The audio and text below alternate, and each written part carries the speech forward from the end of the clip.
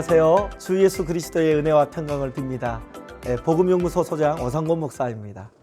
오늘은 여러분과 함께 누구든지 주의 이름을 부르는 자는 구원을 받으리라, 로마서 10장 13절 말씀의 의미를 되짚어 보므로 그 말씀이 어떤 말씀인지 우리가 나누기를 원합니다.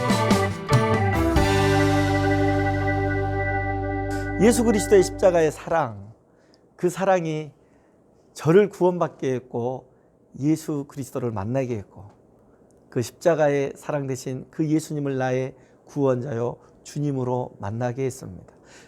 제가 신앙생활은 원래 제가 모태신앙이에요. 다음에 모태신앙에 대한 이야기도 한번 우리가 나누겠지만, 제가 모태신앙으로 자라나다 보니까 저는 그냥 아는 것이 다 믿는 것으로 착각을 했고, 그 착각 때문에 구원받지 않았음에도 불구하고 나는 당연히 구원받은 하나님의 백성이다라고 말한 적이 있었습니다. 나중에 봤더니요, 성경 말씀에 봤더니 그것은 잘못된 것이었습니다. 근데 왜 이런 잘못된 믿음이 있었냐면, 이 말씀 때문에 오해가 있었던 것 같아요. 로마서 10장 13절 말씀에 누구든지 주의 이름을 부르는 자는 구원을 받으리라 하며, 저는 어렸을 때부터 모태신앙이었기 때문에 교회에서나 수련회에서나 새벽기도에 나가도 모든 모임에 가서도 우리 주님의 이름을 부르는 데에는 주저함 없이 불렀거든요. 그리고 주여 삼창 기도할 때 그렇게 간절히 기도했거든요. 그래서 주의 이름을 부를 수 있기 때문에 나는 구원받은 것이 아닌가라고 했더니, 오늘 이 로마서 10장 13절 말씀은 그런 의미가 아니다라는 거예요. 여러분, 성경 하나님의 말씀이 우리의 믿음의 기준이고 뿌리인 줄 믿습니다.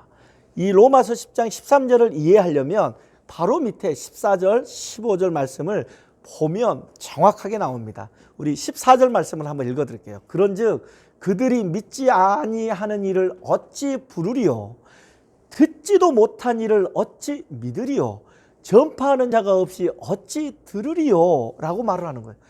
다시 말해서 로마서 10장 13절 말씀에 주의 이름을 부르는 자는 구원을 받으리라, 이 주의 이름을 부르기까지의 선행 조건이 있어야 합니다. 여러분, 주석가들도 다 이야기를 하지만, 내가 예수님을 나의 구원자, 나의 주님, 나의 왕으로 하나님으로 고백하기 전까지의 무슨 선행 작업이 성경에서 말하는 대로 가야 되는데, 여러분, 우리가 주의 이름을 부르기 전에 뭐라고요? 믿지 않는데 어찌 부르느냐? 그러면 부르기 전에 전제 조건이 믿어야 된다라는 거예요.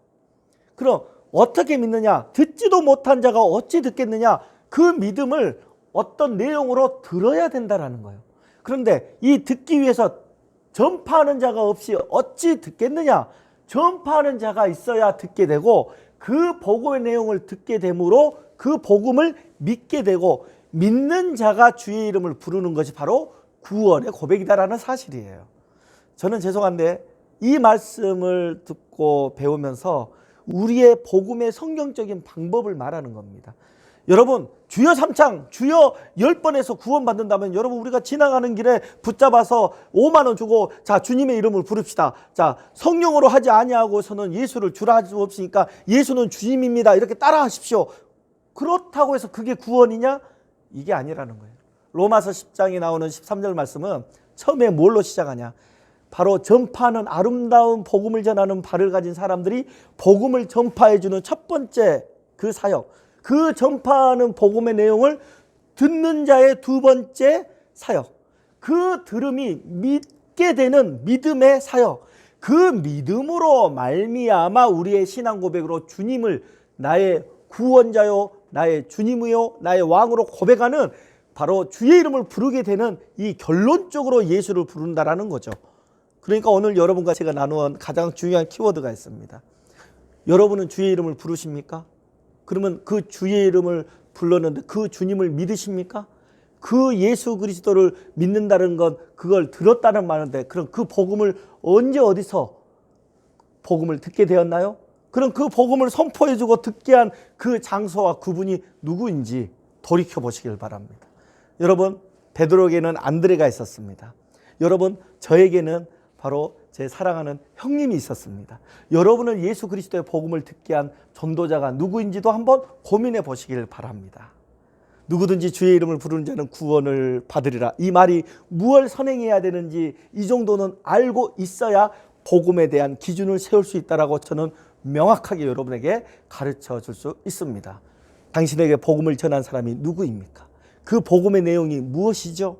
그 복음의 내용을 믿으신 적이 있습니까? 그 믿는 자만이 바로 주의 이름을 부르는 것이 성경적인 바로 복음에 대한 신앙 고백의 순서라는 사실을 여러분과 나누었습니다.